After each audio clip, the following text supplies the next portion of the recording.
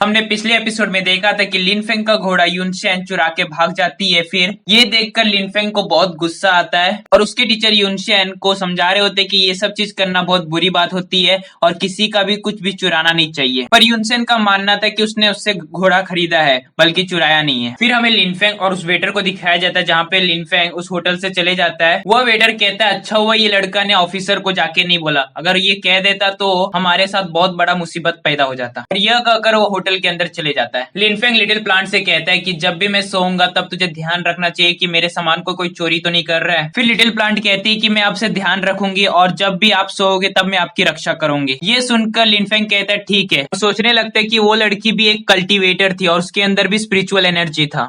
फिर scene shift होकर हमें एक जंगल दिखाया जाता है जहां से लिनफेंग जा रहा होता है और लिनफेंग अपने आप से कहता है कि पता नहीं शायू कैसा होगा और ग्रैंडपा गांगशुन शायू का ध्यान रख रहे होंगे क्या नहीं। बिना शायू के तो मेरे को मन ही नहीं लगता है। तभी लिटिल प्लांट कहती है कि बिना घोड़े के हम लोग लुजियान सिटी कैसे पहुंचेंगे। फिर लिनफेंग देखता है कि उसके आसपास कोई लोग नहीं है। ये देखकर लिनफेंग समझ जाता है कि इस रास्ते पे मुझे कोई लोग नहीं मिलेगा। ये सोचकर वो चल के जाने का डिसाइड करता है। हमें दिखाया जाता है कि लिनफेंग पेड़ों पे जंप करके इधर से उधर जा रहा होता है लुजियान सिटी के उधर। फिर रास्ते में आराम करता है और फिर उसके बाद वो मछलियां भी खाता है और इस तरह लिनफेंग लुजियान सिटी के उधर पहुंच जाता है। लिनफेंग अपने आप से कहता है सिर्फ एक दिन और फिर मैं लुजियान सिटी पहुंच जाऊंगा। तभी लिनफेंग को बहुत सारे लोग वहां से आते हुए दिखते।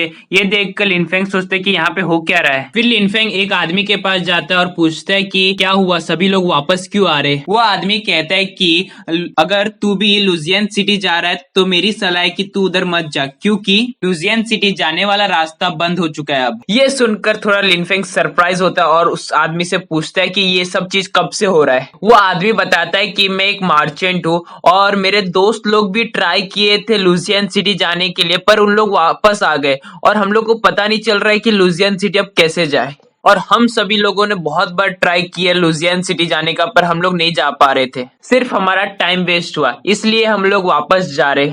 लिनफेंग उस आदमी से पूछता है कि लुजियान सिटी जाने का कोई दूसरा रास्ता नहीं है क्या। मार्चेंट कहता है कि हम लोग ने भी दूसरे रास्ते से ट्राई किया, पर उसका भी रिजल्ट सेम ही निकला। हम में से कोई भी लुजियान सिटी नहीं पहुंच पाया, इसलिए हम सभी लोग जा रहे हैं यहाँ से। फिर लिनफेंग अपने आप से कहता है कि पर ये सब हो कैसे सकता है, लुजियान सिटी इतनी बड़ी जगह है और वहां पे तो बहुत बड़े बड़े इमोर्टल कल्टीवेटर्स है जो लोग लुजियान सिटी को प्रोटेक्ट करते हैं, पर ये सब चीज कौन कर रहा है। तभी वो आदमी कहता है कि मेरी एक सलाह है, तू भी हम लोग के साथ वापस चले जा, वरना इधर जाके कोई फायदा नहीं है। पर लिनफेंग उसकी बात नहीं मानता है और लुजियान सिटी जाने के लिए निकल जाता है। लिनफेंग कुछ समय चलने के बाद देखता है कि वो उसी जगह पे आ गया जहां से उसने स्टार्ट किया था। ये देखकर लिनफेंग समझ जाता है कि यहाँ पे कुछ तो अजीब है। फिर लिनफेंग वो लिटिल प्लांट से पूछता है कि तुझे कुछ फील हो रहा है क्या। लिटिल प्लांट देखती है और पता चलता है उसे कि इस ट्रीज में कुछ थोड़ी सी अजीब बात है और देखती है कि यहाँ पे बैरियर लगे हुए जिससे कोई भी लुजियान सिटी नहीं पहुंच सके। लिनफेंग भी लिटिल प्लांट की पावर से देखने लगता है, पर लिनफेंग को कुछ पेड़ों के आगे दिखता नहीं है। ये देखकर लिनफेंग सोचने लगता है कि क्या हुआ। फिर लिनफेंग डिसाइड करते है उधर जाने का। सीन शिफ्ट होता है और हमें युनशेन को दिखाया जाता है जो कुछ लोगों से बच के भाग रही होती है। लिनफेंग को दिखाया जाता है जो अपने आप से कह रहा होता है कि ये सब काम तो सिर्फ एक कल्टीवेटर कर सकता है, पर ये काम उसने क्यों किया और हम सबको लुजियान सिटी जाने से क्यों रोक रहा है। तभी लिटिल प्लांट कहती है कि मैं बैरियर को सेंस कर पा रही हूँ। फिर लिनफेंग कहता है कि मेरी हेल्प कर बैरियर को क्रॉस करने में। लिटिल प्लांट लिनफेंग को रास्ता बताती है जिससे वो बैरियर को क्रॉस कर सके। तभी उनके सामने एक बहुत बड़ा पेड़ आ जाता है। ये देखकर लिटिल प्लांट कहती है कि इसके अंदर जाने का हम लोग को।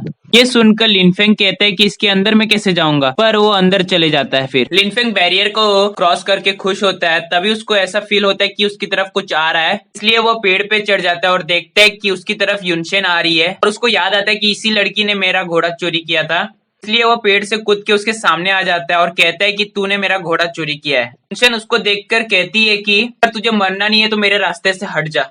लिनफेंग कहता है कि पहले मेरा घोड़ा दे फिर तू चले जाना। ये सुनकर युनशेन को गुस्सा आता है और उस पे अटैक करती है। लिनफेंग उसके हमले को डॉज कर देता है और युनशेन को धक्का मारता है, जिससे युनशेन गुस्सा हो जाती है और कहती है कि मुझे छूने की तेरी जरूरत कैसे हुई। युनशेन अपना स्वॉर्ड निकाल के लिनफेंग पे अटैक करने लगती है और लिनफेंग उसके अटैक से बचने लगता है और लिनफेंग अपने आप से कहता है कि इसकी स्वॉर्ड की स्किल तो बहुत अच्छी है पर इसकी स्पिरिचुअल एनर्जी उतनी अच्छी नहीं है। और लिनफेंग को याद आता है कि इसके साथ एक आदमी भी था पर वो उसके साथ नहीं है। और युनशेन भी लिनफेंग के बारे में यही सोच रही होती है कि ये मेरे सारे अटैक को डिफेंड कर पा रहा है और ये कोई मामूली सेक्ट से नहीं होगा। फिर युनशेन फाइटिंग को रोक देती है और कहती है कि अब हम लोग नहीं लड़ेंगे, क्योंकि युनशेन भी समझ गई थी कि मैं लिनफेंग को हरा नहीं सकती और ऐसे ही टाइम वेस्ट करती रहूंगी तो वो लोग भी आके मुझे खत्म कर देंगे। लिनफेंग भी कहता है कि मुझे भी लड़ाई नहीं करनी है पर मेरा घोड़ा मुझे दे दे। युनशेन कहती है कि मैं तुझे अभी घोड़ा नहीं दे सकती क्योंकि कुछ लोग मेरे को पकड़ रहे और वे सभी लोग इमोर्टल कल्टीवेटर को मारते हैं। और युनशेन लिनफेंग को कहती है कि तू भी यहाँ से भाग जा, क्योंकि वो सभी लोग डेमन सेक्ट से है और वो सभी लोग ने 9 टर्निंग फॉर्मेशन टेक्निक यूज किया है जिससे ये इस एरिया को ब्लॉक कर, और अगर उनको पता चला कि तू भी एक कल्टीवेटर है तो तुझे भी जान से मार देंगे। यह कहकर वो वहां से चली जाती है। फिर हमें डेमन सेक्ट के लोगों को दिखाया जाता है जहाँ पे युनशेन को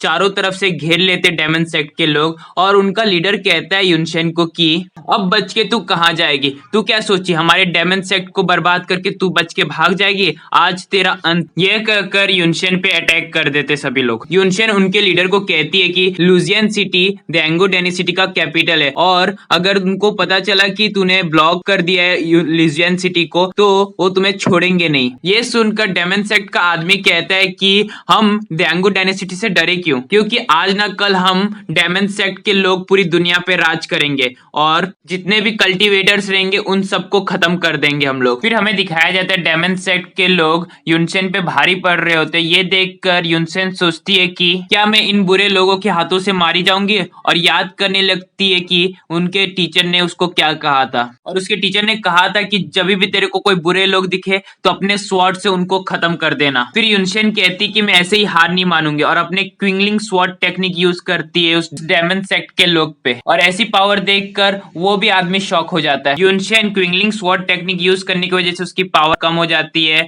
तभी डेमन सेक्ट का बॉस युनशेन पे अटैक कर देता है जिससे युनशेन घायल हो जाती है। डेमन सेक्ट का बॉस कहता है कि आज तुझे कोई नहीं बचा सकता मेरे वार से। तभी वहां पे लिनफेंग आ जाता है और डेमन सेक्ट के बॉस के ऊपर अटैक करता है। ये देखकर डेमन सेक्ट का बॉस बहुत गुस्सा होता है और अपने लोगों को कहता है कि इसको जान से मार दो। फिर वे सभी लोग लिनफेंग को मारने जाते हैं पर लिनफेंग उन सभी को आराम से हैंडल कर लेता है और वह सबको अपने स्पिरिचुअल एनर्जी से ही गिरा देता है। ये देखकर डेमन सेक्ट का बॉस बहुत गुस्सा होता है और लिनफेंग पे मारने जाता है, पर लिनफेंग उसके अटैक को अपने स्पिरिचुअल एनर्जी से रोक देता है। उसका बॉस समझ जाता है कि ये भी लड़का एक कल्टीवेटर है और कहता है कि तुम दोनों एक साथ हो ना। ये सुनकर लिनफेंग कहता है कि इस लड़की के साथ कौन रहेगा, और लिनफेंग कहता है युनशेन को कि तेरे पास दिमाग नहीं, अभी भाग के जाना तो यहाँ से। ये सुनकर युनशेन वहां से भागने लगती है। तभी उनका लीडर युनशेन को रोकने जाता है पर लिनफेंग उसे रोक लेता है जिससे युनशेन को भागने का मौका मिल सके। फिर युनशेन लिनफेंग को लेके वहां से भाग जाती है और उनका बॉस उनको देखते ही रह जाता है। डेमन सेक्ट का बॉस कहता है कि अगर ये बात एल्डर को पता चला तो एल्डर मुझे जान से मार देंगे।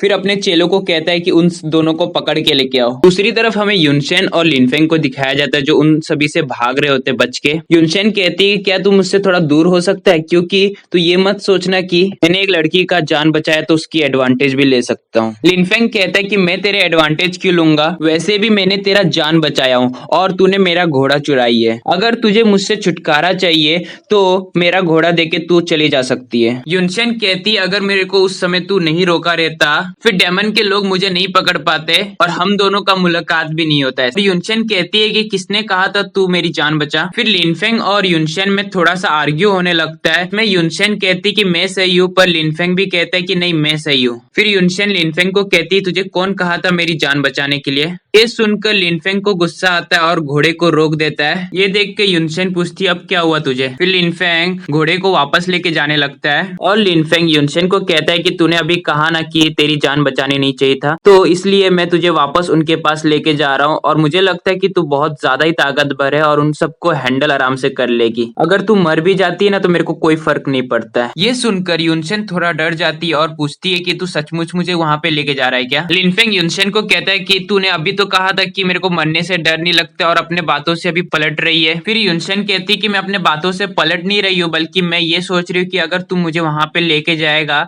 तो तेरे को भी उन लोग मार देंगे। लिनफेंग कहता है कि तू मेरी चिंता मत कर, क्योंकि वो सभी लोग तुझे मारना चाहते हैं, मुझे नहीं। और अगर मैं तुझे उनके हवाले कर दूंगा तो शायद से वो मुझे कुछ प्राइज भी दे दे तेरे जगह पे। और मुझे नहीं लगता कि एक बार तू डेमन सेक्ट के हवाले हो जाएगी तो वो तुझे जान से ही मार देंगे। और यह कहकर उसे डराने लगता। अभी युनशेन को चक्कर आता है और वो घोड़े से गिर जाता। फिर लिनफेंग देखते तो उसको पता चलता है कि ये तो इन पॉइजन इसके बॉडी में घुस गया है। दूसरी तरफ हमें डेमन सेक्ट के लोगों को दिखाया जाता है, जहाँ पे उनका बॉस कह रहा होता है कि सभी लोग अलग अलग होके उन दोनों को ढूंढो। फिर हमें लिनफेंग को दिखाया जाता है जो उनकी बातें चुपके सुन रहा होता है, और वहाँ पे युनशेन भी होती है। युनशेन लिनफेंग को कहती है कि उनके हवाले करने से अच्छा है कि तू ही मुझे जान से मार दे, मैं डेमन सेक्ट के लोगों के हाथों से नहीं मरना चाहती हूँ। फिर लिनफेंग कहता है कि तू चिंता मत कर, मैं तुझे उनके हवाले नहीं करूंगा। फिर लिनफेंग युनशेन को अपने गोद में उठा लेता है और उसको एक पेड़ से दूसरे पेड़ पे जंप करके वहां से भाग जाता है। और फिर लिनफेंग उसको एक झरने के सामने लेके आता है और लिनफेंग बताता है कि कुछ समय तक वो लोग हमको नहीं पकड़ पाएंगे। युनशेन कहती कि तुझे कैसे पता कि उन लोग मुझे ढूंढ नहीं पाएंगे। लिनफेंग बताता है कि मैंने डेमन सेक्ट के लोगों को बेवकूफ बनाया हूँ और मैंने दूसरे रास्तों पर अपने निशान छोड़ दिया जिससे उन लोग मेरा पीछा वहां पे करे। फिर मैं तुझे